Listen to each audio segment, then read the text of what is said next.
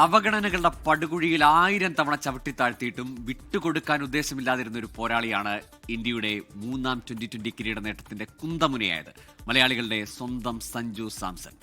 ഒരു മത്സരം പോലും കളിക്കാൻ അവസരം ലഭിക്കില്ലെന്ന് കരുതിയ സഞ്ജു സ്വപ്ന തുല്യമായ നേട്ടങ്ങൾ കരസ്ഥമാക്കിയാണ് അഹമ്മദാബാദിൽ നിന്നും മടങ്ങുന്നത്. मतलब आप बोल रहे हो मैं अभिषेक की जगह पे खिलाऊं उसको? नहीं नंबर 3 मे बी तो मतलब तिलक की जगह खिलाऊं? സഞ്ജു സാംസണെ സൂപ്പർ 8-ലെ ദക്ഷിണാഫ്രിക്കയ്ക്കെതിരായ മത്സരത്തിൽ കളിപ്പിക്കുമോ എന്ന ചോദ്യത്തിന് ഇന്ത്യൻ നായകൻ സൂര്യകുമാർ യാദവ് പരിഹസിച്ച് ചിരിക്കുന്ന ഈ വീഡിയോ 16 ദിവസം മാത്രം മുൻപുള്ളതാണ്. എന്തിന് കളിപ്പിക്കണം, എവിടെ കളിപ്പിക്കണം?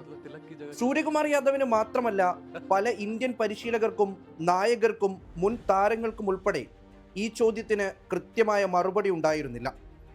തങ്ങളുടെ ഇഷ്ടക്കേട് കൊണ്ടും ഇഷ്ട താരങ്ങൾക്കു വേണ്ടിയും സിലക്ടർമാരും ക്രിക്കറ്റ് പണ്ഡിറ്റുകളുമൊക്കെ സഞ്ജുവിനെ പലതവണ അവഗണിച്ചു മാറ്റി നിർത്തിയതാണ്.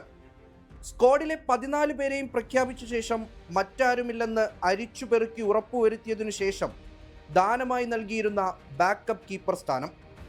കുറച്ചുനാൾ മുൻപ് വരെയും സ്ക്വാഡിനൊപ്പം കറങ്ങുക മാത്രമായിരുന്നു സഞ്ജുവിൻ്റെ റോൾ. അർഹിച്ച അവസരങ്ങൾ കിട്ടിയില്ലെന്ന് മാത്രമല്ല, ഉറപ്പിച്ച സ്ഥാനങ്ങൾ പലതും നഷ്ടമാവുകയും ചെയ്തു.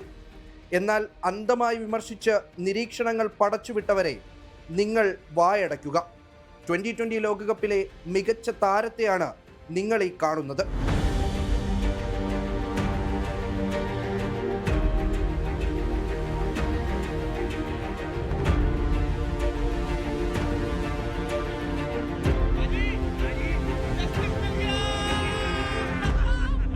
പതിനാറ് ദിവസത്തിനിടെയുണ്ടായ ഈ മാജിക്കിന് വേണ്ടി കഴിഞ്ഞ 11 വർഷമായി സഞ്ജുവും ആരാധകരും കാത്തിരിക്കുകയാണ്. ദക്ഷിണാഫ്രിക്കയ്ക്കെതിരായ സൂപ്പർ 8-ലെ തോൽവിക്ക് ശേഷമാണ് ഇന്ത്യൻ ക്യാമ്പിന് ബോധോദയമുണ്ടായത്. ഓപ്പണിംഗിലേക്ക് സഞ്ജുവിനെ തിരിച്ചു വിളിച്ചു. ലോക കിരീടത്തിലേക്കുള്ള ഇന്ത്യൻ കുതിപ്പിനുള്ള ശരിയായ ഇന്ധനം ലഭിച്ചത് ഈ ഒരൊറ്റ തീരുമാനത്തിലായിരുന്നു. സമ്മർദ്ദങ്ങൾക്കിടയിൽ നായകൻ ഉയർത്തെഴുന്നേറ്റു. ക്വാർട്ടർ ഫൈനൽ പോലെ വെസ്റ്റ് ഇൻഡീസിനെതിരെ കളിച്ച മത്സരത്തിലും സെമിയിൽ ഇംഗ്ലണ്ടിനെതിരെയും ഫൈനലിൽ ന്യൂസിലൻഡിനെതിരെയും മിന്നുന്ന ഹാഫ് സെഞ്ചുറികൾ.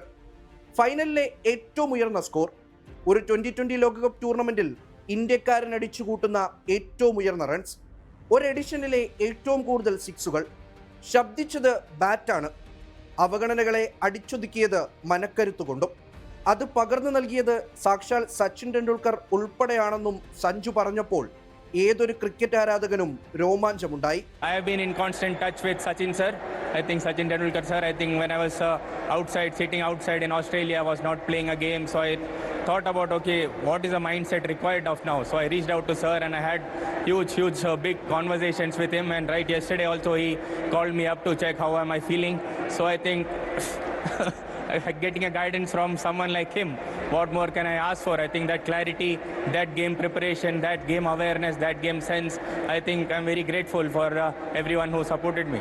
ഇന്ത്യൻ ക്രിക്കറ്റിന്റെ സ്വന്തം ചേട്ടന് ഇപ്പോൾ അഭിനന്ദന പ്രവാഹമാണ്. ഒരിക്കൽ അടച്ചാക്ഷേപിച്ച് വിമർശിച്ചവർ പോലും നിരനിരയായി സമൂഹ മാധ്യമങ്ങളിൽ വാഴ്ത്തുപാട്ടുകൾ എഴുതുന്നു. വനവാസത്തിന്റെ നാളുകൾ കഴിഞ്ഞു, പട്ടാഭിഷേകവും നടന്നു. തന്നെ അവഗണിച്ചിരുന്ന ഓപ്പണിംഗ് സ്ലോട്ടിൽ ഒരു ഇരിപ്പിടം അയാൾ ആഴത്തിൽ ഉറപ്പിച്ചു കഴിഞ്ഞു. ഇനി ടീമിനെ പ്രഖ്യാപിക്കുമ്പോൾ സെലക്ടർമാർ ആദ്യം എണ്ണി തുടങ്ങുക സഞ്ജു വിശ്വനാഥ് സാംസൺ എന്നാണ്. അതിനപ്പുറം എന്താണ് വേണ്ടത്? Sports desk 24. ലോകത്തെവിടെയായാലും ഏത് സമയത്തും 24 വാർത്തകളും ഓഗ്മെന്റഡ് റിയാലിറ്റി പാക്കേജുകളും എക്സ്പ്ലെയിനറുകളും വിശദമായി കാണാൻ ഞങ്ങളുടെ യൂട്യൂബ് ചാനൽ നിങ്ങൾക്ക് സബ്സ്ക്രൈബ് ചെയ്യാം.